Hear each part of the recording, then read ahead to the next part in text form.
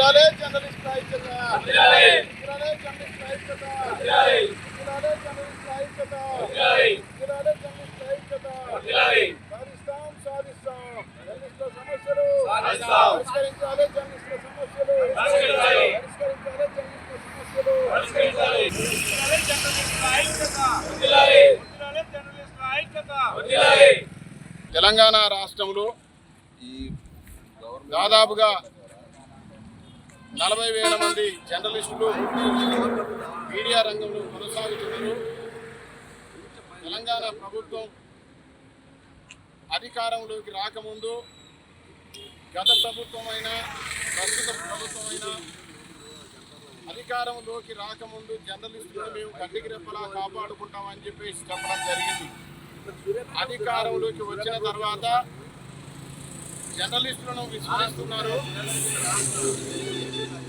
మేము ప్రతి జర్నలిస్టుకు ఇంటి స్థలాలు ఇస్తాము, ఇండ్లు ఇస్తాము, హెల్త్ కార్డులు ఇస్తాము, అదేవిధంగా మరి అక్రిడేషన్ కార్డులు ఇస్తాము, పోలీస్ భరోసా కార్డులు ఇస్తాము అని చెప్పేసి నానా రకాలుగా జర్నలిస్టులకు హామీలు ఇచ్చింది. కొన్ని చోట్ల ఎక్కడో ఒక చోట జర్నలిస్టులకు ఇండ్లు ఇస్తాము అని చెప్పేసి ఆశ చూపించి మాతోటి మరి మా మీడియా సంస్థల యాజమాన్యాలతోటి పెద్ద పెద్ద అక్షరాలతోటి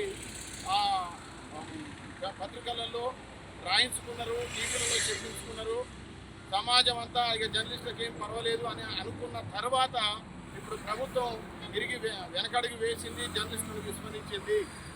ఈరోజు మేము తెలంగాణ రాష్ట్ర వ్యాప్తంగా యూనియన్లకు అతీతంగా ప్రతి జర్నలిస్టు ప్రతి నియోజకవర్గ కేంద్రంలో మండల కేంద్రాల్లో ఉద్యమాలు చేస్తూ ఉన్నాం.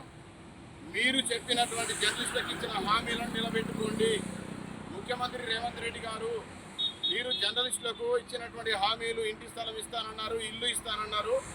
ఇప్పుడు ప్రస్తుతం తెలంగాణ ప్రభుత్వం ఇందిరమ్మ ఇండ్లు ఇస్తున్నది. అదే ఇందిరమ్మ ఇండ్లలో మా జర్నలిస్టులకు కూడా ప్రతి జర్నలిస్టుకు వర్కింగ్ జర్నలిస్టులు అందరికీ కూడా ఎటువంటి ఆంక్షలు లేకుండా ఇందిరమ్మ ఇండ్లు ఇవ్వాలి. అదేవిధంగా ఇప్పటికీ అక్రిడేషన్ కార్డులు ఇవ్వక సంవత్సరం దాటిపోయింది. ఎందుకు జాప్యం చేస్తున్నారో అర్థం కావట్లేదు. ప్రభుత్వ గుర్తింపు కార్డులు వెంటనే ఇవ్వాలి. అక్కడక్కడ జర్నలిస్టుల మీద దాడులు జరుగుతూ ఉన్నాయి. మరి ఆ దాడులు జరగకుండా ప్రభుత్వం జర్నలిస్టుల పక్షాన ఉండి మరి జర్నలిస్టులకు రక్షణ కల్పించాలి.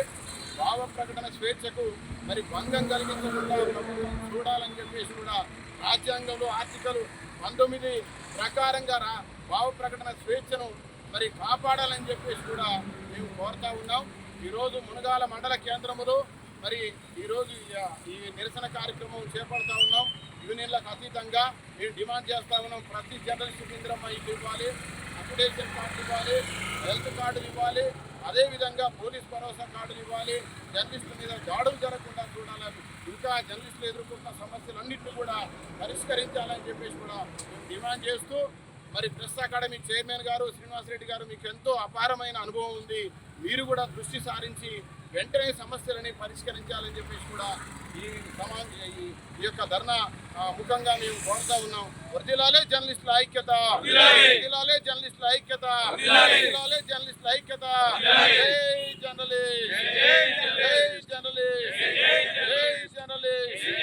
సాధిస్తాం సాధిస్తాం జర్నలిస్టుల హక్కులు సాధిస్తాం, సాధిస్తాం సాధిస్తాం. ఇవ్వాలి ప్రతి జర్నలిస్ట్ ఇందిరమ్మ ఇండ్లు, ఇవ్వాలి ప్రతి జర్నలిస్ట్ ఇందిరమ్మ ఇండ్లు. మీ వ్యాపారం అభివృద్ధి కావాలని కోరుకుంటున్నారా? అయితే వెంటనే క్యూనస్ని సంప్రదించండి.